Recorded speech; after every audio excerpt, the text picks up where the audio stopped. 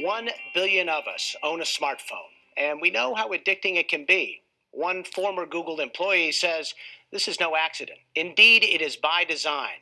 And he became troubled by the relentless efforts of app developers to keep us glued to the gadgets. So Tristan Harris founded an organization called Time Well Spent. He's asking the tech industry to bring what he calls ethical design to its products. NewsHour special correspondent Kat Wise has more, part of our ongoing collaboration with The Atlantic. I noticed when I was at Stanford, there was a class called the Persuasive Technology Design class, and there's a whole lab at Stanford that teaches students how to apply persuasive psychology principles into technology to persuade people to use products in a certain way. So it's not about giving you all this freedom, it's about sucking you in to take your time. So the goal is to keep us on our devices longer. Why? For any company whose business model is advertising or engagement-based advertising, meaning they care about the amount of time someone spends on the product, they make more money the more time people spend. So the game becomes, how can I throw different persuasive techniques to get people to stay, to spend as long as possible, and to come back tomorrow. And it's clearly working. Today, wherever we go, we're inevitably surrounded by fellow citizens staring into their phones, as we usually are too. What do you think about when you're out in public and see people on their cell phones? Have you ever been in a moment where you're sitting there and you just start using your phone to do something productive? Maybe you're in the back of a car, in a taxi, or you're on public transportation. Your phone is always giving you a way to spend time that can be more productive, more entertaining, or more stimulating than reality. I often say that this puts a new choice on life's menu that's sweeter than reality. And so we're turning to it more and more often. We check our phones about 150 times a day. And what are the costs of that sort of constant interaction with technology, both on an individual level and as a society? Well, I think each of us have to tune in for our own experience. I mean, what does it feel like when we check our phones 150 times a day? Or what does it feel like if we've been scrolling and had our face down and not breathing very much when we're scrolling for, say, 20 minutes? I mean, how do we feel on the inside? How do you feel on the inside? I feel like I don't feel very good after that. I feel like my anxiety goes up. I feel more concerned about what I'm missing. What I'm missing out on, who I haven't gotten back to. People think that I'm bad at getting back to them. All of this sort of psychology emerges all because of this one thing in my pocket.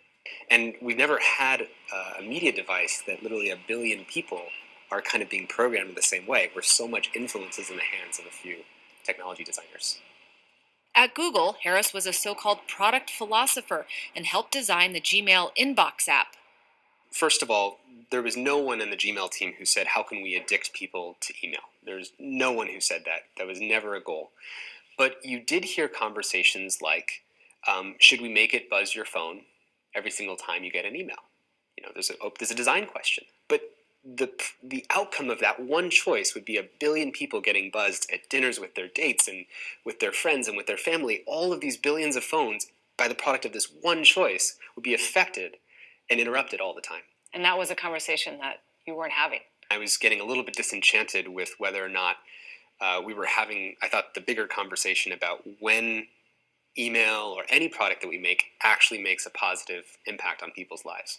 And I made kind of a slide deck, a manifesto. And it basically said, never before in history have 50 mostly male 20 to 35-year-old designers living in California working at 3 tech companies influenced how 1 billion people spend their time.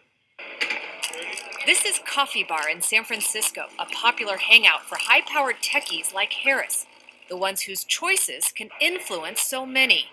This idea of missing something, I think that drives a lot of us.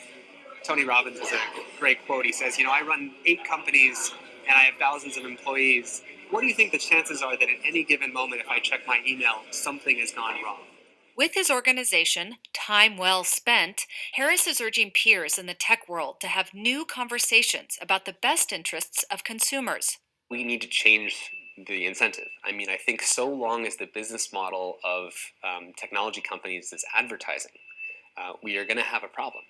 And that's what we're trying to do with time well spent is to change the conversation from being about maximizing engagement and time to being about maximizing net positive improvements to people's lives. What are some examples of apps that people use on a pretty regular basis, and the ways that these companies are drawing this in? Have you noticed if you ever log into Twitter, as an example?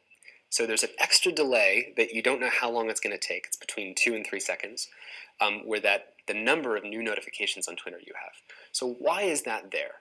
Well, it makes that into what's called a variable schedule reward. It's like a slot machine. So you're playing the slot machine, and there's a time delay, and in that time delay, your anticipation is building, and then you get to see how many notifications I get.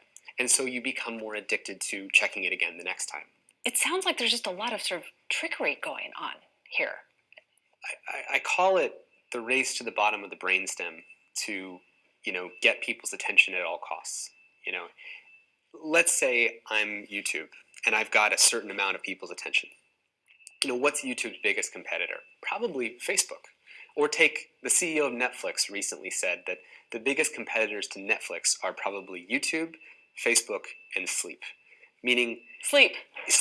Because at the end of the day, there's a finite amount of time people have. And if you're not getting people's time, someone else, some other app, or some other part of someone's life is going to get it. So these services are in competition with where we would want to spend our time, whether that's our sleep or with our friends. There's this war going on to get as much attention as possible. Tristan, tell me about how you use your phone. I try to use it as consciously as I can. One thing, for example, is I set it up so that I just have my in and out tools and my aspirational ways I want to spend my time. I have to put it away. In fact, my phone just buzzed right now. And I just looked. There you go. Even knowing what you know, you still picked it up. And this is the thing that even the people in the world of persuasion we were talking about earlier, who know all about these tricks of how to get people to use products and to use a slot machine dynamic, whatever it is, they'll tell you that they themselves are no less vulnerable than the regular person because these techniques work on everybody. It's just part of being human.